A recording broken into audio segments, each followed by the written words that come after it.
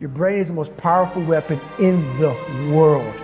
Once you put away your phones and your computers and all that we have nowadays, that's great. We're up to date, but your brain is the only thing you have when you're going through depression, when you're going through hard times, when you're going through death. Real life, you can't Google that, man. You're alone. You're alone. You may have a shrink you're going to, you may have a best friend you're going to, but there's 24 hours in the day where you're alone in this brain. And your brain is talking to you in all kinds of ways. And it wants to control you and pull you in these different pockets. If you can't control your own brain and your brain controls you, you got to tell your brain where you want to go and how you want to go and how you want to get there. You got to control it. If not, it's over. What existed for me was, okay, man, how am I going to make this work? And all I knew back then was hard work. The only way anything gets accomplished. That's all I heard back in those days. You gotta work hard. You gotta work hard. I'm not getting I can't get this paragraph. I can't remember what the f in this paragraph to pass this test to get in the military. Read again. Still not getting it. Read again. But if you're not getting it, write it out. And that's how I started learning. Okay, well, I gotta write out everything I do. And then write it out again, and write it out again. And guess what happened? I got it. I can't swim, I'm negative buoyant. Go back again. I can't swim, go back again. Go back again, go back again. I got it. I realized if I keep going back and going back and going back until this just becomes, your mind will say, okay, we're gonna figure it out. Because he is not going to stop. It's not like I'm gonna try one more time. No, it's just like alarm clock goes off, boop, we're going back. I can't read right, we're going back. I gave myself no way out, and my mind realized that. They said, okay, we're gonna adapt and overcome now. Like a lot of people say, trying hard. Your mind knows, man. You know, this guy's broke. This guy's lying. There's no truth behind it. When I was in Navy SEAL training, people go, how were you there for 18 months? The program was only 6 months long. You were in 3 hell weeks in 1 year. No one's ever done that. How did you do that? I talk about the new norm.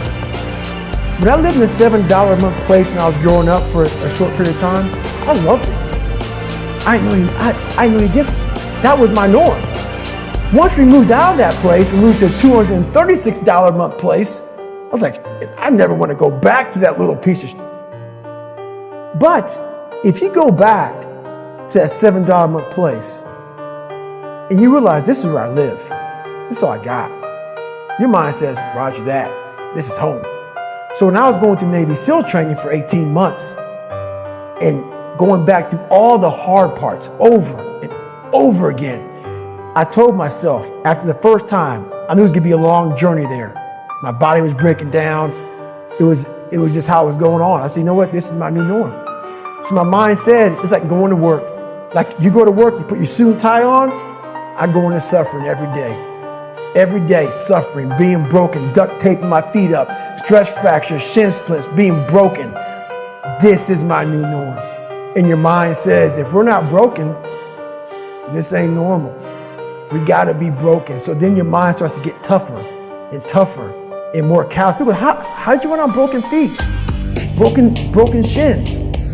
My mind knew this is how we operate. We're in Navy SEAL training. This is what we are. I became hell. And that became my new norm. I gave myself no way out. There was nothing outside these walls of hell. Nothing. I love God, but for a short period of time, I became the devil because that was hell.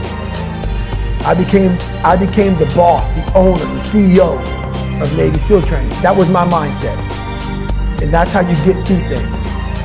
You immerse yourself wherever it is, and you become that. You become that and give yourself no way out.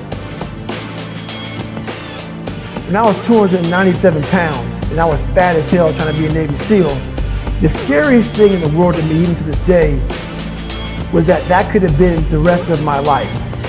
I thought then I was trying hard. That's the scariest thing in the world. I thought then 297 pounds, working for Ecolab, spraying for cockroaches, making $1,000 a month. I thought that was me at my 100% potential. Come to find out, a few years later, I wasn't anywhere near that. 106 pounds less, graduated Navy SEAL training, went on to do all these other things. Looking back on that, that was me trying hard. That's why people gotta understand, what is in us, we have no idea until we start trying hard. And I mean really trying hard, where you're obsessed with, hey, this is my new norm. My new norm is that, wow, this isn't always fun. It's not always meant to be fun. And that's when you know you're trying hard. People hear my story and think this guy is sadistic. I realized how the brain works. I figured out how the brain works. I'm a scared kid, and that's what gives me so much power. I had no foundation, and I built this off of just researching the mind. The feeling you get is basically invincibility. You realize that you can't do it all the time. When you need to do it, I know I can go to a place that I can live in. And when you know that you can run on broken legs and you can do certain things that a lot of people can do, but they're not willing to do, this power, this sympathetic nervous system of fight or flight, and you're fighting.